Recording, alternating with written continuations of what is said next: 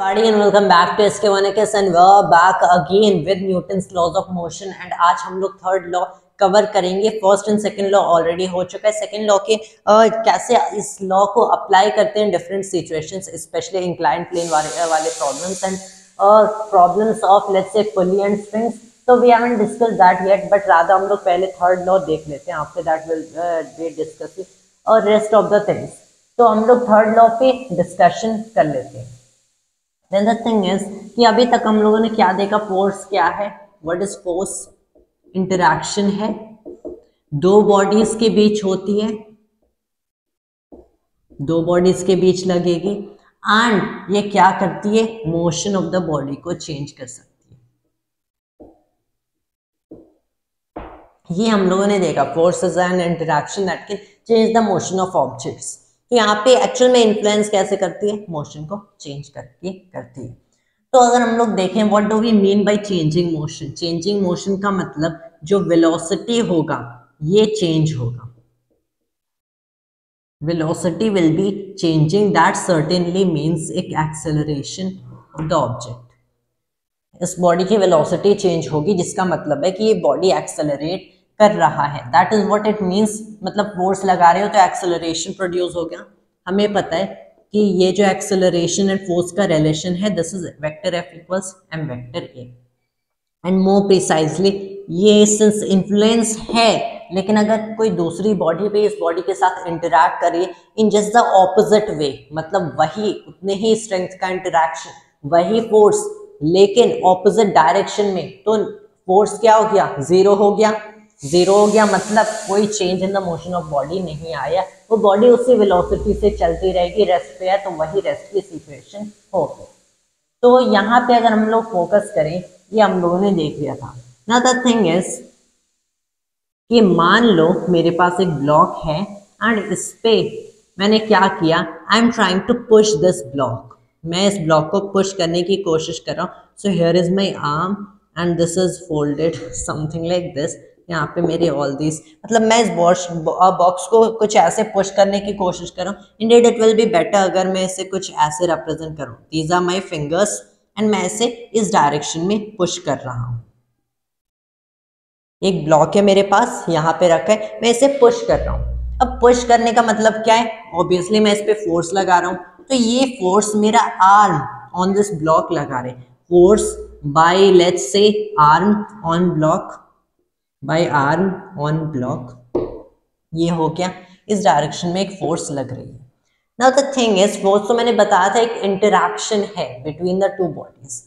एक बॉडी, ऐसा तो नहीं हो सकता है कि अगर ये बॉडी इस पे फोर्स लगा रही है तो ऐसा आप कहोगे कि ये बॉडी इस बॉडी के साथ इंटरैक्ट करिए या फिर ये बॉडी इस बॉडी के साथ इंटरैक्ट करिए।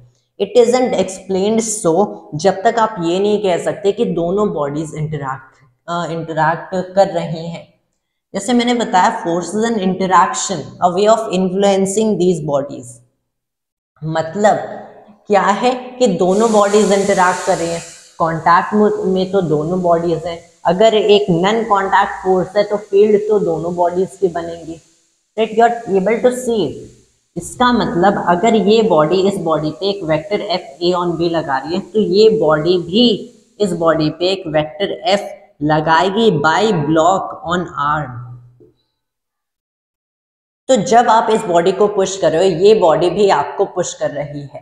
एंड सिंस यहाँ पे मैंने इसकी मोशन को कैसे चेंज करने की कोशिश किया, इसको यहाँ पे पुश किया, ये आपको साथ साथ तो नहीं खींचेगी, that you have to also come here, but what it will do, ये आपको इधर पुश करेगी। That is what's happening, you can see it right, कि जब मैंने इस पे ये फोर्स लगाया, इसने मुझ पे ये फोर्स लगाया। अब फोर्स एक इंटरैक्शन है एंड ये interaction between both the bodies equally होता है। ये interaction between both the bodies equally होता है and that is the reason ये फोर्स की स्ट्रेंथ इक्वल होगी। ये फोर्स की स्ट्रेंथ तो इक्वल होगी, मतलब मैं एफ ए ऑन बी को इक्वेट कर सकता हूं विद एफ बी ऑन ए। तो ये हमें पता चल गया क्योंकि इंटरैक्शन बिटवीन द बॉडीज तो इक्वली हो रही है। जितना ये वाली बॉडी इसके साथ इंटरैक्ट करिए उतना ये वाली बॉडी इसके साथ इंटरैक्ट करिए, मतलब स्ट्रेंथ ऑफ फोर्स इक्वल हो गए।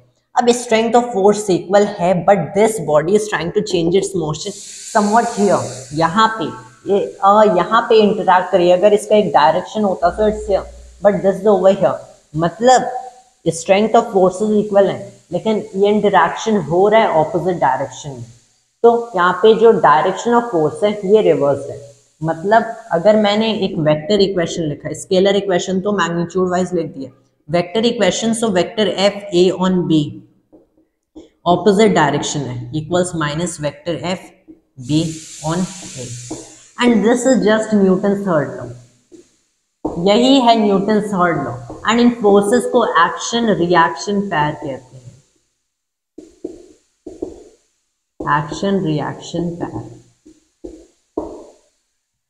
Newton third law of motion ये कहता है कि for every action there is an equal and opposite reaction, मतलब आपने कोई फोर्स एक्ट कराया, आपने किसी भी बॉडी पे कोई फोर्स एक्ट एक्सर्ट किया तो वो बॉडी भी आप पे एक फोर्स एक्सर्ट करेगी। So you are exerting force, वो एक एक्शन है, that body is exerting force, वो एक रिएक्शन है, एंड ये रिएक्शन किस स्ट्रेंथ का होता है, इक्वल मैग्नीट्यूड का होगा। एक्शन रिएक्शन आर इक्वल, मतलब जो फोर्स आप उस पर एक्सर्ट कर रहे हो वो इक्वल होगा to the force that man और that object is exerting on you, and इसका डायरेक्शन ऑपोजिट होगा। तो every force is an equal and opposite reaction, and इसे लॉ के फॉर्मेट में लिखना है, एक मैथमेटिकल फॉर्म में लिखना है।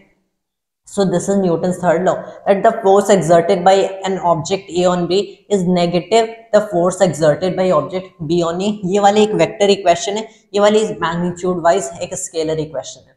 अब यहाँ पे बात आती है एक्शन कौन से रिएक्शन कौन सा है। मैंने बोल दिया कि आप एक्सर्ट करें एक्शन, वो एक्सर्ट करे रिएक्शन, लेकिन एक्चुअल में कोई भी object can be taken as an action and कोई भी ऑब्जेक्ट या फिर कोई भी force can be taken as a reaction, and ये साथ साथ एक्सर्ट होते हैं। मतलब जब मैं इस मार्कर को पुल करूंगा वैसे ये मार्कर मुझे पुल करेगा, एंड ये साथ साथ होंगे। आप ऐसा नहीं कह सकते कि मेरी पुलिंग इज द एक्शन, इसकी पुलिंग इज रिएक्शन, आप ऐसा नहीं कह सकते कि ये एकदम एब्सोल्यूट है कि ऐसा इसे चेंज नहीं किया जा सकता। आप चाहो मेरे फोर्स को एक्शन कह दो या फिर उसके फोर्स को एक्शन कह दो, मेरा फोर्स रिएक्शन या फिर उसका फोर्स रिएक्शन, जस्ट आप पे डिपेंड करता है। It has no such absolute value, इससे बस दैट इज वाई इसे एज अ पैर कहते हैं एक्शन रिएक्शन, वरना देयर वुड बी कंफ्यूजन। तो this is action reaction pair, कोई भी फोर्स हो, लिटरली कोई भी फोर्स हो, तो अगर आप देखते हो उसके एक्शन रिएक्शन पैर्स बनेंगे। Newton third law of motion को वो भी करता है।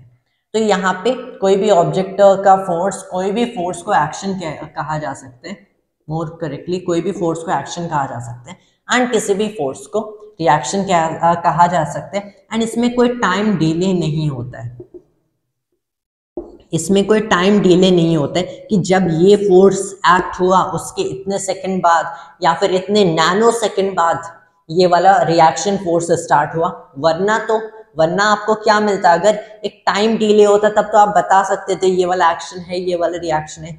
दोनों बॉडीज साथ साथ इंटरैक्ट कर रही हैं, मतलब टाइम डिले क्या है, जीरो है। This is a useful concept जब हम लोग प्रॉब्लम सॉल्व करते हैं, so it can be pretty much helpful. तो न्यूटन थर्ड लॉ आपको हमेशा याद रखना है, every action has an equal and opposite reaction. Today's video was quite short as the topic itself is short, but we'll be coming with more videos on NLM, and that was all for today, and thanks to you all.